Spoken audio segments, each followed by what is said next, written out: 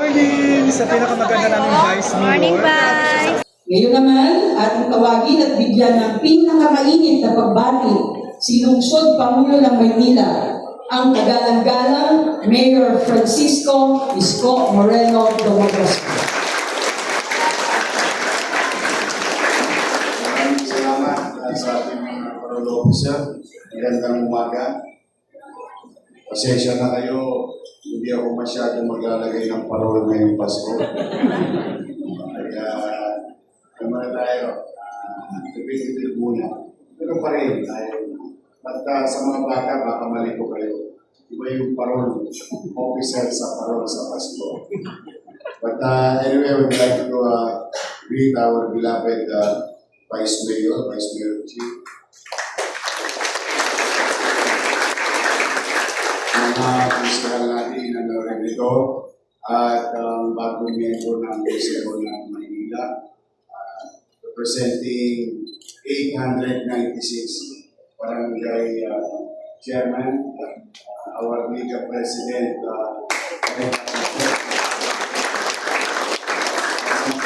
Director, Vice President, at opisyalis ng Liga ng Barangay ng Maynila. At yung mga atleta na narito ngayon, mga batang Maynila.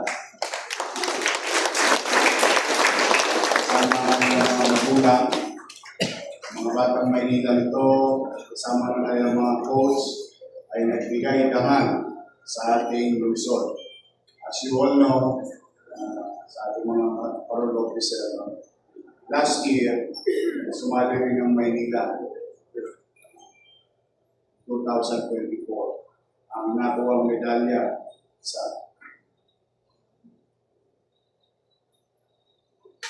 and we are number 84 ranking and the entire country. Sad to say. But through the leadership of Director Kelly Banganista,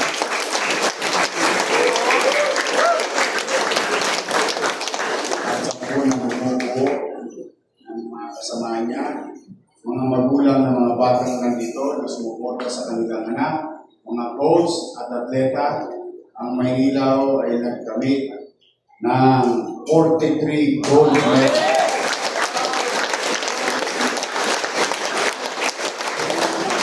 That's 4,200% growth. From number 84, we are now number 5.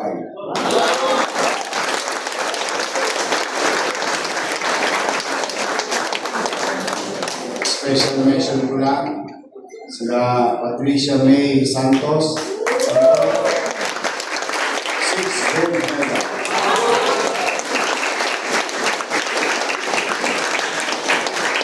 Lieutenant Aluni si Michael Phelps. May 6 gold medal na, may 1 silver pa, record breaker pa ng 50 meters.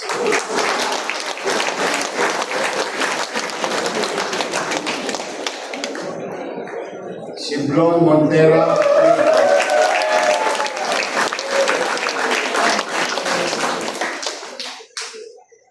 Joby Rosario, 6 gold.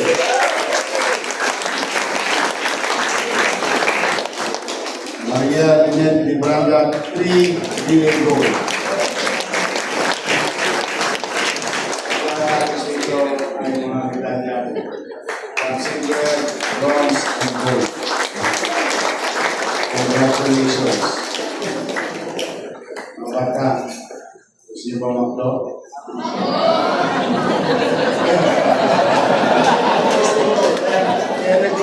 Kaya nag-gold eh. Kaya nag-gold eh. Dahil, gusto niyo bang ipasyal niyo yung parents niyo? Gusto niyo bang i-treat yung coach niyo? Lahat kayo tatanggap ng 10,000 pesos.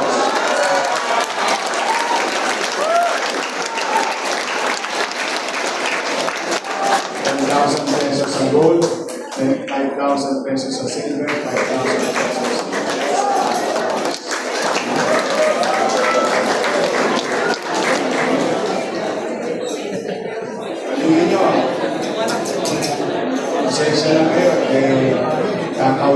yan. Gusto ko lang kahit paano meron man lang kayo may uwi. Or you treat yourself. After all those hard work, buyat pagod, practice, and so on and so on. Sa aking mga kapwa empleyado, palakpakan natin ang ating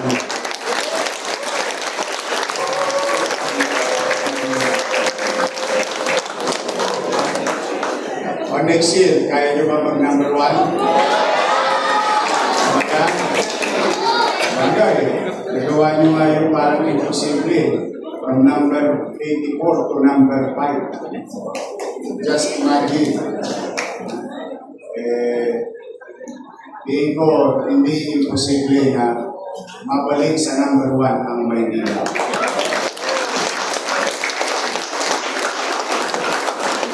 Through the guidance of your parents and your coach, and with your dedication, tingin ko, next year, manatali natin. There is always room for improvement.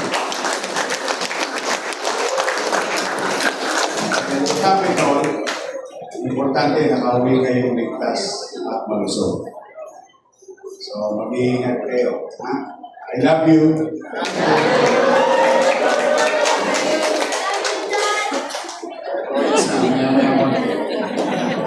Tulungan ako ni Vice Mayor. Kasi may hinihintay yung mga empleyado.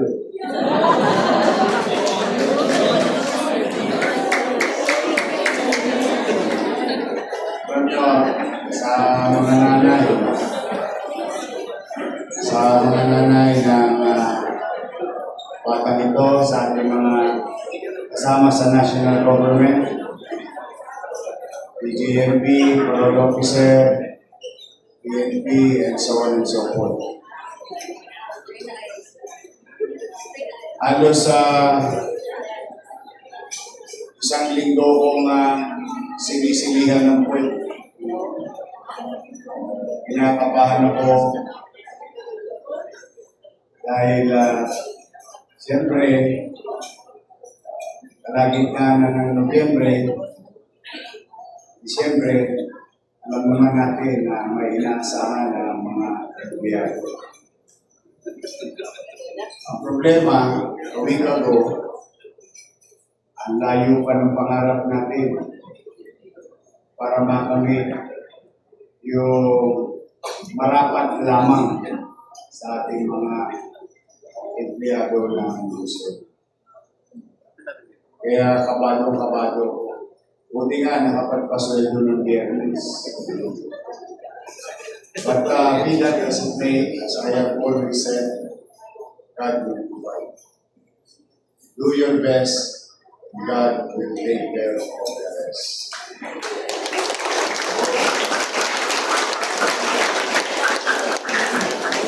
Good. Kasi kami mga batang atleta, pinalingan nila. Now, with all the hardship, fiscal hardship na pinakarap natin, nais ko lang papasalamatan yung effort ng ating mga empleyado sa City Treasurer's Office. Sila Paul, sa City Assessor, sila Atty. Chris, sa Business Permit, si Director Levy, sa ating City Administrator, si Warte Quintos. At iba pang ahensya na nagsikap mapunan yung ating obligasyon. Now, salamat naman sa Diyos dahil sa effort ng ating mga empleyado at maraming salamat sa Manila's taxpayer na tumugon sa ating panawagan. Magandang umaga sa ating mga empleyado ng lungsod ng Maynila, partikular na yung mga regular at permanent. Today is November 17. This morning, na-achieve natin yung ating obligasyon. And that's why I ordered the Attorney Paul Vega of our City Treasurer's Office to release this afternoon 317,014,291 pesos, 0.84. 317 million pesos worth of year-end bonus.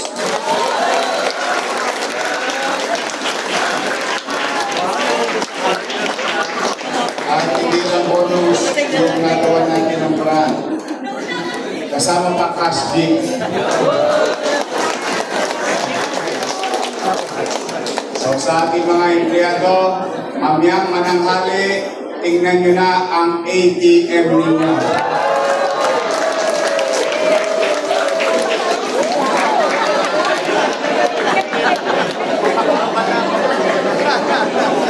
Ngayon, kung hindi pa kayo settled with your ATM because some of you are bago, maaari na kayo magpunta sa cash division para kunin ang inyong cheque. Ready na po mamayang tanghali.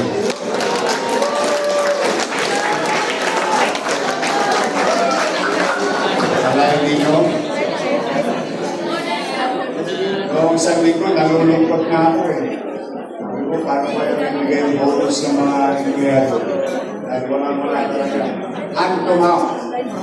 But again, as we have committed ourselves, gagawin natin lahat ng mga kaya natin, 10 ng ating mga department head na maging masino sa mga gastusin at maproteksyonan din bukod sa mga taga-Maynila ay yung ating mga empleyado na umaasa din sa kanilang sweldo.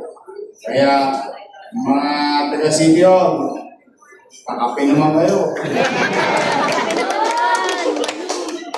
I'm happy for you and marami pa akong kakalapin na ilang gagastusan sa mga darating na linggo na obligasyon din natin sa ating mamamayan. At for now, salamat sa Diyos na itawid natin ng November 17.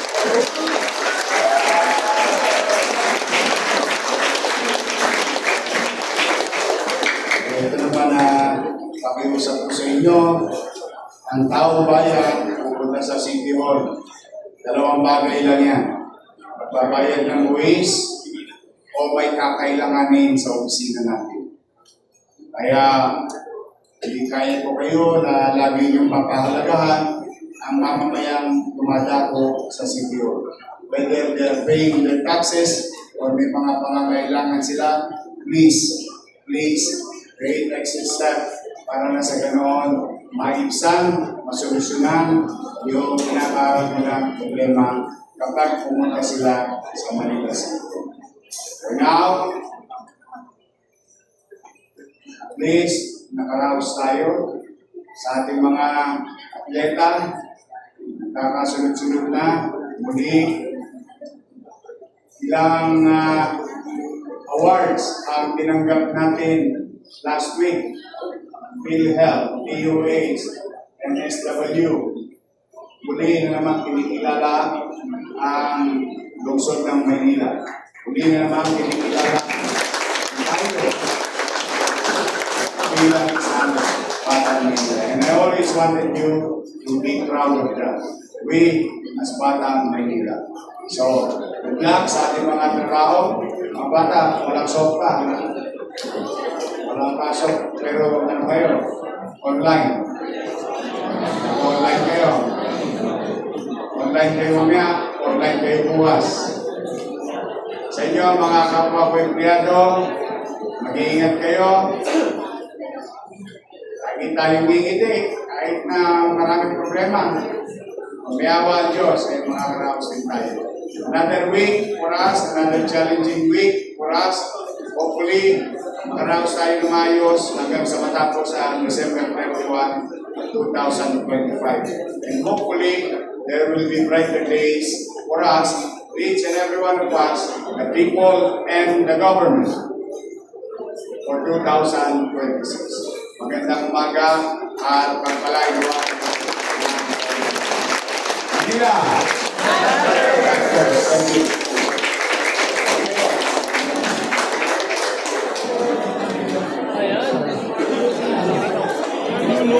Wala na tayo.